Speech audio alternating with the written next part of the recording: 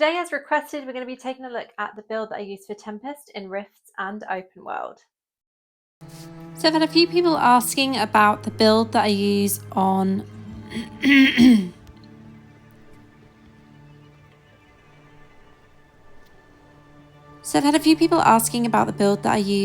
my Tempest Morrigan, which is my free-to-play character.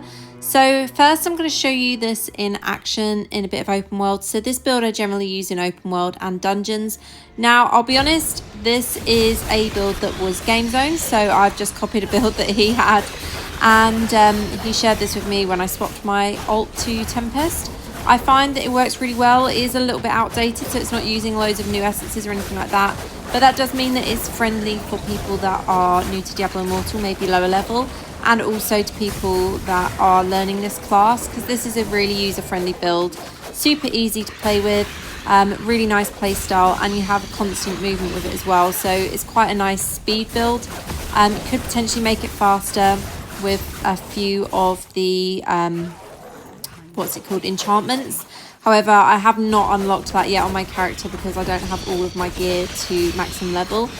So I won't be doing a dummy test for this build because I don't have everything optimized as much as I potentially could, because I don't have that enchantment unlocked. So obviously enchantment unlocks when all your gear is at level 30, and I am not at that point yet, so unfortunately I'm not able to make the most of this build as some of you may be able to. So I'm going to talk through the essences. I'll talk through what legendary gems I'm using and stuff as well.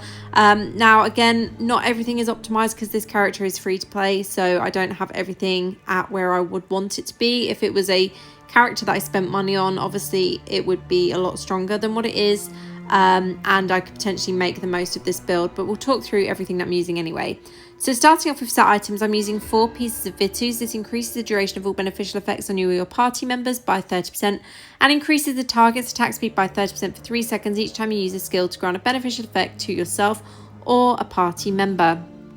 I'm also using 4 pieces of Gloom Guides, increases your damage done by 15% for 3 seconds after using a dash skill, and increases your critical hit chance by 22.5% for 3 seconds after using a dash skill as well. Now, moving on from this, we're using on the helm, look leeward. So with this one, Squall now marks enemies for 3 seconds before it ruptures and slices through them, dealing damage equal to 28.5% of the damage you dealt to them while marked. We're using Slippery Shell on the chest. Squall now increases your damage by 8% for 5.7 seconds, stacking up to 3 times. Submerge in Shock on the shoulder. Flowing Strike also increases your critical hit chance by 15.2% for 3 seconds.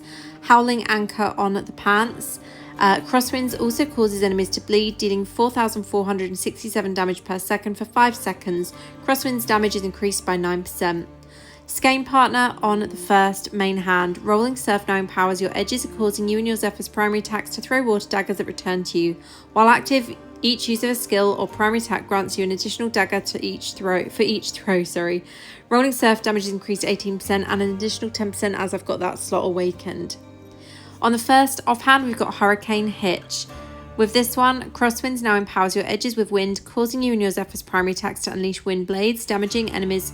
Crosswinds damage is increased by 18%. Shriekworth on the alternate main hand. Crosswinds critical hits cause 4 blades of wind to shatter off the target, dealing 12,568 damage to enemies they hit. Cannot occur more often than once every 0.5 seconds. Damage increased 19% and an additional 10% from the awakened slot there as well. And lastly, Mazarothi Spine on the alternate offhand, which Zephyr damage is increased by 28.5%. Now for curse properties, I'm using 2 pieces of Wired. After you kill an enemy, release a surge of lightning that jumps 6 times between enemies and deals 60% of your damage to them. Effect cannot occur more often than once every 30 seconds. I'm also using Nettled. After you gain a shield for the next 6 seconds, every time you're hit, you will counterattack, dealing 40% of your damage to all nearby enemies. Cannot occur more often than once every 90 seconds. Now I'm using that because I'm using Dusk Prowler, which obviously grants you a shield, so that will work alongside that. I'm also using Tortured. Leave behind a trail of lurid flames. When you use a dash skill, the flames last for 3 seconds and deal 36% of your damage per second to any enemy caught in its path. Effect cannot occur more often than once every 30 seconds. And where is it? The last one I'm using is Atrophied. When you deal continuous damage to an enemy, Dark Field will appear under them, dealing 24% of your damage every second for 6 seconds to any enemies that remain in the area. So that's what I'm using for the curse properties and obviously the essences and set items as well. Now, legendary gems, I will mention now these aren't the optimum that it could be. I've got Blood Soaked Jade here. I'll bring them up on the screen and let you read through them yourself. Mother's Lament at rank 8. Obviously, I want to get that to rank 10. That will make a big difference in this build. Blood Flow rank 4. This one I'm using because, as you can see, it is a 5 out of 5 quality gem. I would have preferred for this to have dropped on my main character, and this was total luck that it dropped on this one. And I did get this from Mirrored Jewels, so I had additional copies to actually be able to upgrade it to rank 4, which is what I've done.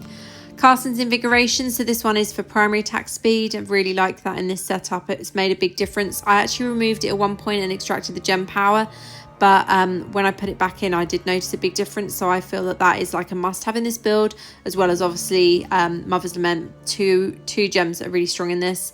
So is Surging Sea. So this is increasing the skill damage. So Surging Sea, Carson's and Mother's Lament, as if you're free to play, I find are really beneficial. I have Starfire Shard, but I'm actually using the properties from Colossus Engine, which I find is really strong in this as well, but obviously not necessarily free to play friendly, although these are all gems that I found as free to play. Got Entropic Well at rank 10 as well, so this is also increasing the skill damage, another really nice gem. And I've got Roiling Consequence at rank 4. Now, as I said, the 5-star gems are just down to luck having them, and I'm probably not going to really be able to upgrade any of them past rank 4. So it is what it is. Blood Flow, I think I will always keep in this setup. However, I might eventually swap out some of the other gems. But for now, that seems to work quite well for me. So let's take a look into the actual skills and what they do and what they are like. So Squall is the dash skill, so that's why we're using Gloom Guides.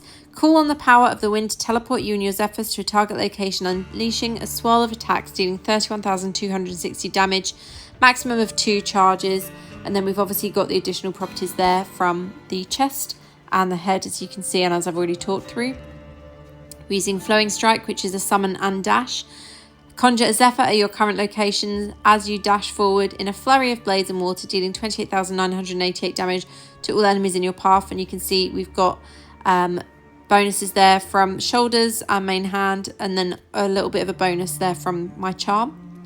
Got Rolling Surf, which is damage and a buff. Empower yourself with the sea for 6 seconds in causing you and your Zephyr's primary attacks to hurl water blades that penetrate enemies, dealing 24,156 damage.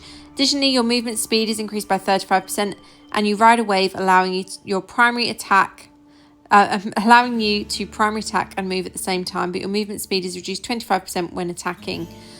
So that is that one, and you can see we've got obviously the change there from the main hand essence.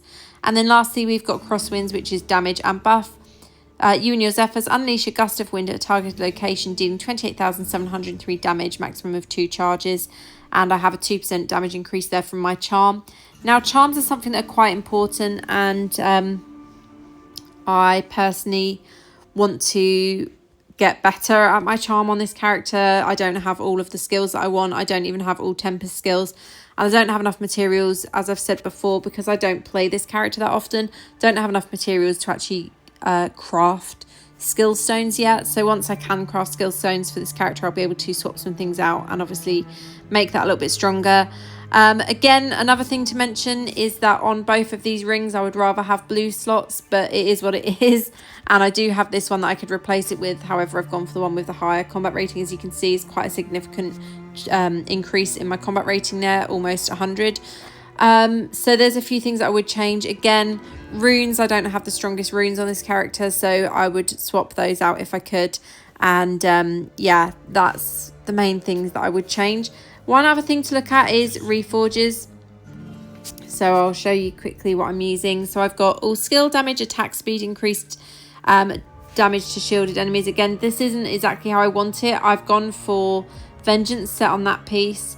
I've gone for Wildfire set. So primary attack damage, all skill damage and critical hit damage, duration of beneficial effects and attack speed. This is my ideal reforge. Although it says PvP, this is my ideal reforge to have for everything. for PvE and PvP. So ideally I'd get that on all of my gear, but again, reforged stones are kind of sparse to find, especially if you're not playing a character consistently every day. And you can see as well my gear levels, as I mentioned, I cannot do the enchantment yet. That's not unlocked for me, as you can see on the side here. I have just 2 items at rank at level 30, so I've got a little bit more work to do on those as well to be able to actually change the properties and the magic attributes on those. So that's what I'll eventually look to do as well. But that is it from me for this video. I know, as I said, Tempest I'm not hot on. It is not my main class. I don't know much about this class. I kind of just play it for fun. And, you know, not everyone has to know everything. Not every build has to be about damage. Some builds like this one are more about movement and speed. And, you know, perfect for open world, as I said. Perfect for dungeons if you want to just be able to move quickly. But yeah, that is it for me. I hope you found this helpful. Oh, one more thing I need to touch on is Paragon. Totally forgot about that. So for Paragon, I'm using Slinger. I've got Unseen Dynamism. I've got Sharp Eye. If you want to read it, just pause the video. I've got Uncanny, Careful Aim, and then Bloodthirst here. I may swap some of those out a little bit, but that seems to work quite nicely in this setup. And then I'm also using Lightning Rod as the legendary skill here. Could potentially go for Death's Release if you're using several dots, several dot effects or continual damage. That could work quite nicely as well, but I've gone for the Lightning Rod here instead.